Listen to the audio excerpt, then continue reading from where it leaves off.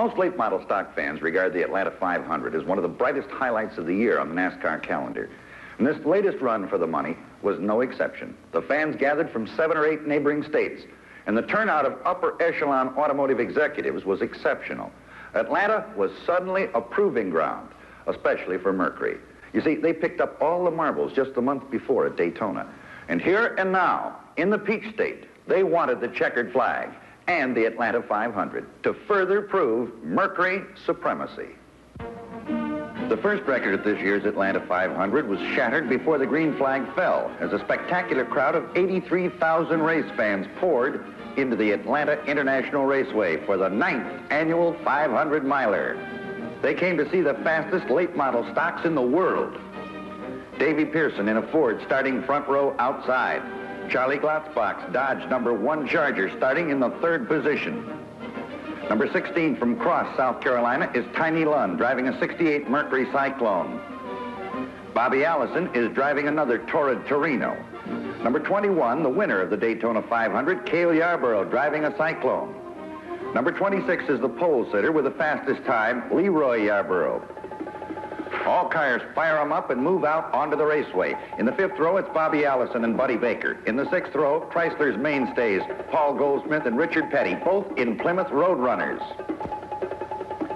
Now, 83,000 spectators are on their feet in a thunderous ovation as the 44 powerhouse monsters come down out of the 4th turn for the green flag, and the Atlanta 500 is underway.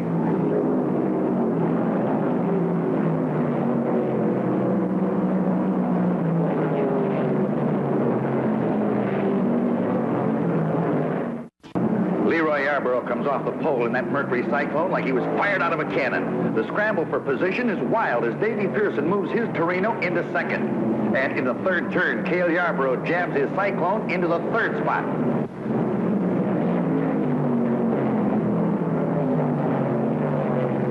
Hey, they're really wound up as all cars come out of the 4th turn for the completion of the 1st lap. The traffic is thick and they're running rebel style, 3 and 4 abreast.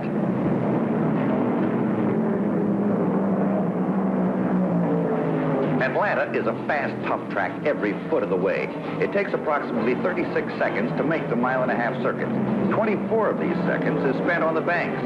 The 2 straightaways last only 6 seconds each.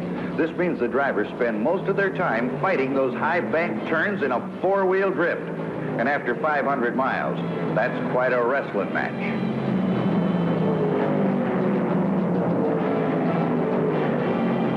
In the 2nd turn, Cale Yarborough passes Pearson. He's 2 now, going for the big one. Cale and Leroy scream those Cyclones down the back chute, passing the slower cars inside and out.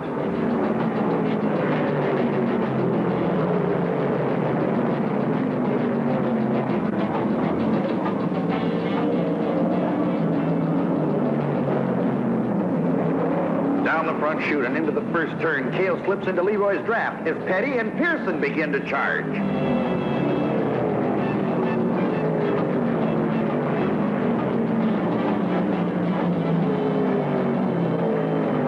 Look out!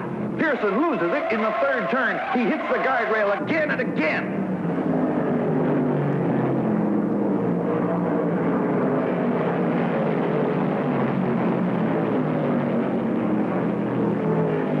Yellow lights are flashing all the way around the raceway, and all cars start to slow down. Davy Pearson takes 1 more lap and limps down pit road. Half the field takes this opportunity to make a quick stop.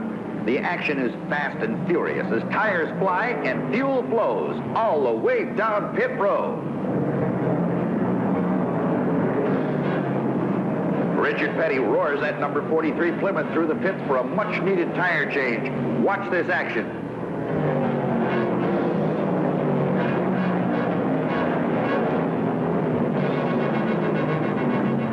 With the steering gone on his Torino, Davy Pearson is out of his car and out of the race. The Wood brothers have Cale in and out in 19 seconds. Donnie Allison in the Ford number 27 gets fuel. Now all cars dive out of pit row and back onto the racetrack.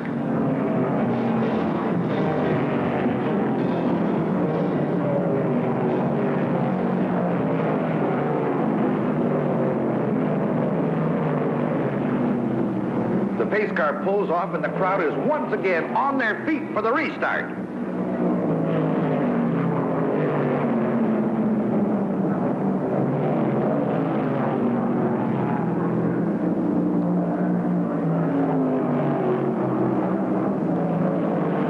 Leroy Yarborough is still the boy to catch. He has that Cyclone winding 8,000 RPMs and trying to run away.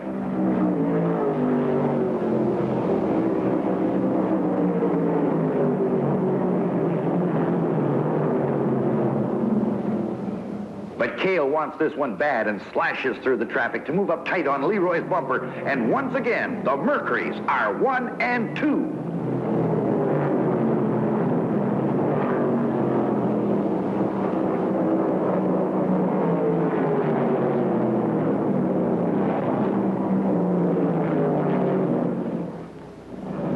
Drives him down the front chute and the crowd goes wild, but Leroy fights him off in the first turn and pulls onto the lead.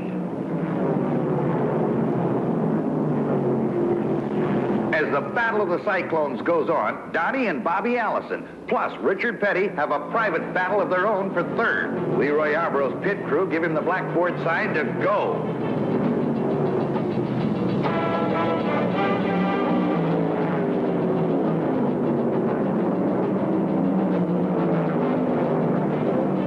But Cale is not to be denied. He sets him up for a slingshot in the fourth pocket and takes the lead away. Now it's Cale, Leroy, and Donnie Allison. Richard Petty's been running fourth. He seems to be having handling problems. He goes way up high in every turn.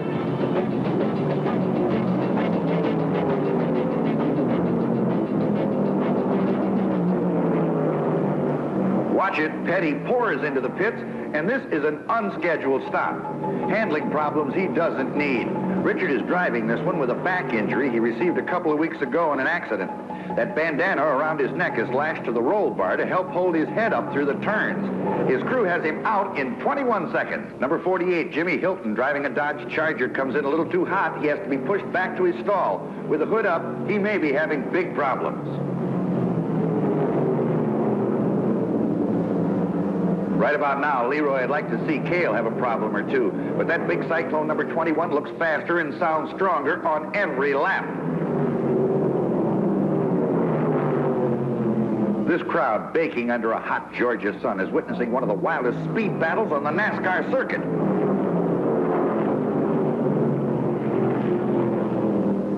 And the pressure builds on Cale Yarborough. He not only has Leroy breathing down his pipes, but now Bobby Allison charges him on the high side.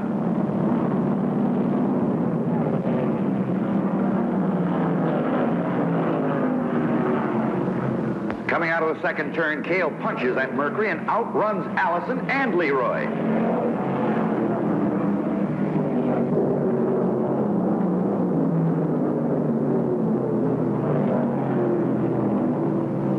It's hard to figure out who wants this checkered flag the most, as Leroy comes up to challenge Cale on the inside, but Cale staves him off again.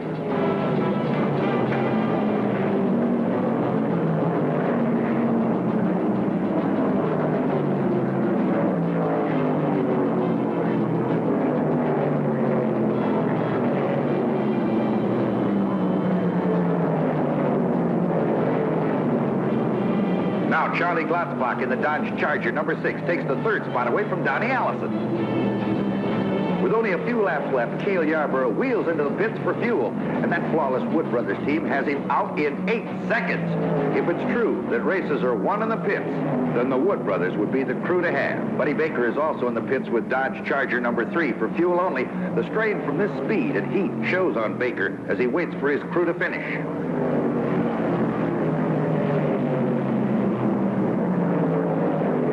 With a track temperature of 145 degrees, Glenn Wood checks tire wear with one of the Firestone engineers. One of the Wood Brothers crew shows the effect of heat on tires. With the high track temperature and the additional weight of these heavy stockers, racing on tracks like Atlanta make the greatest proving ground in the world for tire manufacturers. The ultimate goal being to provide a better and safer tire for highway use.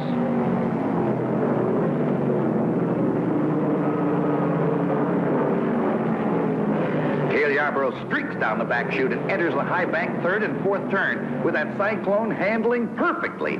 He puts it wherever he wants with little or no correction needed and takes the white flag. One more lap.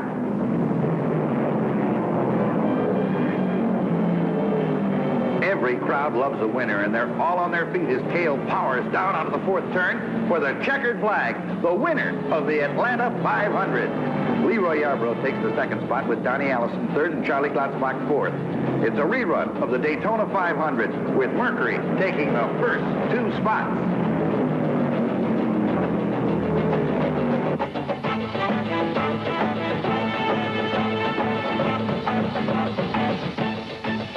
Cale wheels into victory lane, and the first person to greet him is his lovely little wife, Betty Jo, who cheered him on for the full 500 miles, along with a kiss from the Queen and the biggest slice of the money pie, a little over $20,000. Also in victory lane and very deserving of a share in the laurels are the Wood brothers. They're the boys that kept Cale in the race and running strong. It was a big day for them, for Cale and for Mercury, to carry away the #1 spot in the Atlanta 500, one of the toughest, grueling events in auto racing.